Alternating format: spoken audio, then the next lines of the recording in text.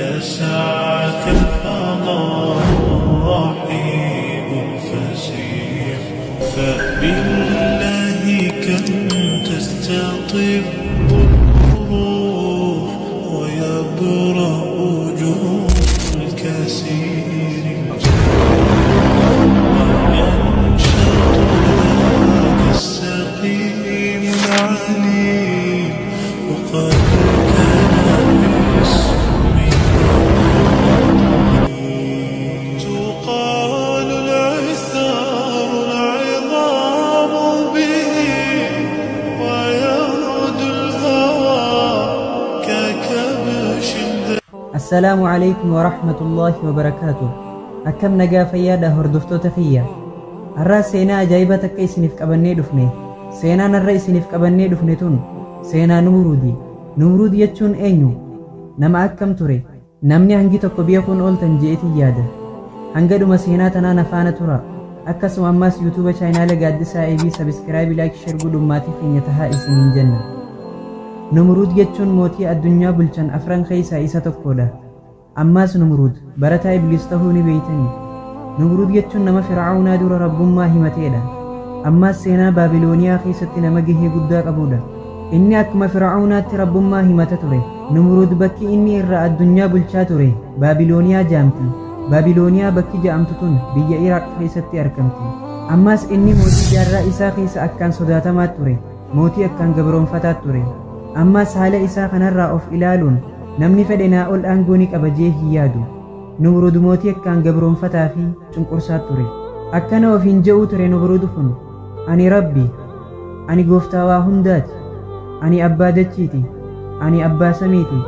اتقافة من سميفوان الدنيا كان الرجل هندا أنا وفين جو توري. أمني بابلونيا كن نمرود درا أمة جاء في أرجي قبرو توران.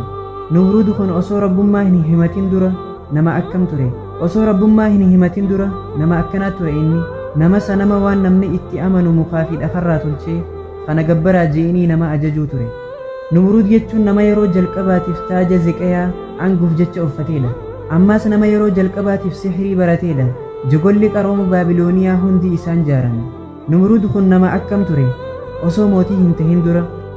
هنتهن درا نما قبينيا قب نما موتي توفتت تافتو توري. أما حالو مخانان قويا تقو أصو إني دبرتي ولينك أمريك أتشاجرو gurbaan tokko itti ol seene gurbaan kun uffata gurraacha firraa qaba. Amma Numruud aaree akkamitti ati hangam takkana tuffattee bakka dhiqataan irratti ol seente je'eeni loleen gurbaa kanaan. Gurbaan kunis hin lolinii na dhage himee wayin siif himaa je'een ati nama biyya bulchuu je'een. Yeroo gurbaan kun Numruudin akkana je'uun Numruud aaree dallanii ammaas dallansuu guddoo. San booda Numruud waraana isaa akkana je'eenii ajaje gurbaa kana fuudhaa qabaa ajjeesaa je'een. yeroo kana gurbaan kunis isa garagalee ati na beeytaa je'een ani abbaa ibiddaati ani nama ibiddarraa uumame jechuun deebiseef. yoo addunyaa tanaa fi warra isiirra jiru bulchuu barbaadde na arkuu qabda na baruu qabda je'een. kuno gurbaan kun uffata firraa qabu kana yeroo baasu qaamni isaa guututti buuqiidha rifeensaan hagoogamee jira. san booda Numruudin akkana je'een ani ibiliisa ani shayxaana je'eniif beeksise. amma shayxaanni kun Numruud akka isaaf sujuudu ajaje akka aangoo isaaf kennuu fi humna tahee fi akka isa cinaa dhaabbatuuf jecha. eegas booda bakki dhiqataa san waliif fidduu shayxaanaa fi Numruud turte. Numruud jechuun ilma namaa keessaa kan lubbuu isaa jinniidhaaf yookiin shayxaanaaf gurguree ture. amma eegas booda shayxaanni Numruud sihrii barsiisuu jalqabe akka ummatatti sihrii godhee bulchu barsiise. amma Numruud eega sihrii barate booda shayxaaninis akkana jechuun isa ajaje abbaa kee ajjeesi je'een. inninis ajaja shayxaanaa kana qeebalee abbaa isaa ajjeese. amma Numruud eega sihrii haalaan barate booda ummanni hundi akka isaaf sujuudan ajaje. amma ummanni osoo qaalii isaa godhu jiranii Numruud nabiyyi Allah Ibraahim alayhi salaam dhufee akkana je'een ati rabbiin kee eenyu je'eenii gaafate. nabiyyi Allah Ibraahimis akkana je'een rabbiin kiyya kan jiraachisu kan ajjeesu je'eenii deebiseef. san booda Numruud nama lama fuudhee tokko ajjeesee tokko gadhiise. amma hoo akkam jette je'een. nabiyyi Allah Ibraahimis san booda akkana je'een tokko maaliif ajjeefta ati rabbii miti bar je'een. amma Numruud jecha kanarratti hedduu aaree waraana isaatii fi ummata isaa kan isa gabbaran akkana jechuun ajaje muka wali qabaati boolla guddoo qotaa muka heddummeessaa shidaa Ibraahim keessatti darbaa je'een. balballi ibiddi isaan qabsiisan san balbalu allaattiin qiyaasa ibiddi balbalu saniin samiirra jirtu hundi hin dabartu ni duuti innaa hammeenya ibidda isaan qabsiisan sanii akkasuma fuudhanii nabiyyallaahi ibraahim alayhi salaam ibidda san keessa darban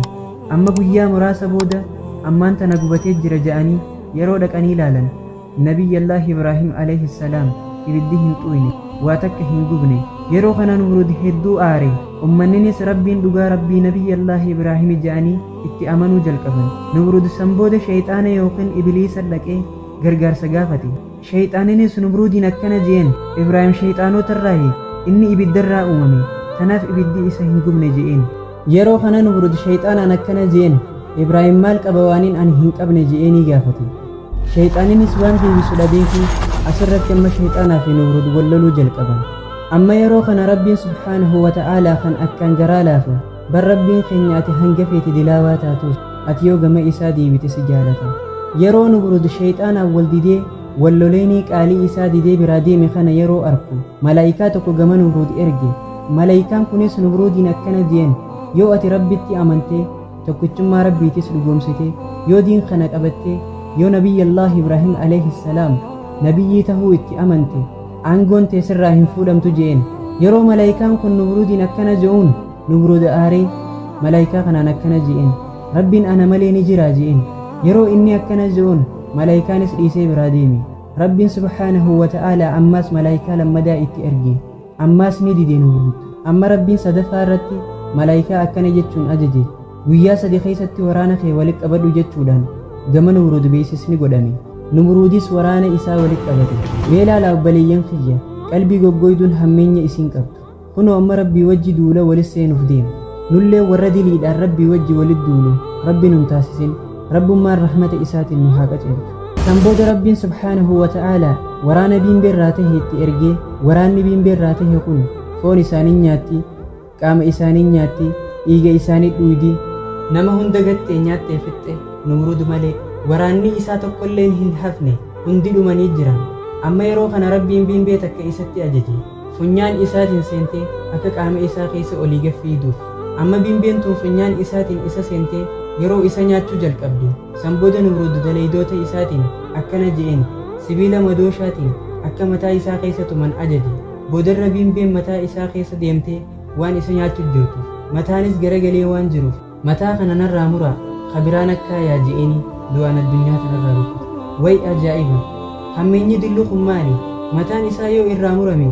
ganaa deebi'ee jiraata of seheliiroo yaaba rabbiin qalbii nun gurgeessin akka Numruud kanallee tahuu baatu tokko tokko nu keessa ni jira namni akkanaa waan itti qalladan dhiisee waan itti qalladuu hin taanetti qalladuu jira nama akkana jiru hin dhageenye isin nama yoo waa'ee qabrii itti dubbatte ha akkana jiru ani malaayikaa sanuu ifitti hin dhiisu boksiiniin ifirraa deebisa kana qofa miti waan hedduu haasawan ani nama akkana jiru gurra kiyyaan hin dhagine isinillee namni tokko tokko dhagahuun ooltan jeetii yaada yaa obboleeyyan kiyya waan akkanaa dhiisa rabbi haa sodaannu wanni itti qalladan hedduudha waan akkanatti garuu qalbii dhiisa waan akkanaatiin qalladuun ofiifuu akka Numruuditti rabbi wajji duula walis seenuu ja'anti anaa fi isinillee rabbi nu haa qaceelchu duba obboleeyyan kiyya agartanii obboleeyyan kiyya addunyaa tanarratti hanga feete aangoo qabaattus nama beekamaa taatus ani namaa oli jettee hedduu of tuulaa ooltus booddeen teetanuma nama rabbiin nu ol jiraa yaadatu rabbi nu haa godhu seenaa tanarraa akka waan hedduu barattan abdiin qaba akkasuma obboleeyyan kiyya seenaan tun yoo isinitti tolte obboleeyyan keessaniif sheer godhaa akka seenaa bareedduu tabarnoota guddaa of keessaa qabdu akka amma isin biraan geenyuuf yuutuuba kanaas sabskiraayib godhuun nu jajjabeessaa isiniin jenna waan nu hordoftaniif galatooma nagayaan nuuf tura inshaAllah rabbii yoo fedhe hanga seenaa biraatiif walitti deebinu والسلام عليكم ورحمة الله وبركاته.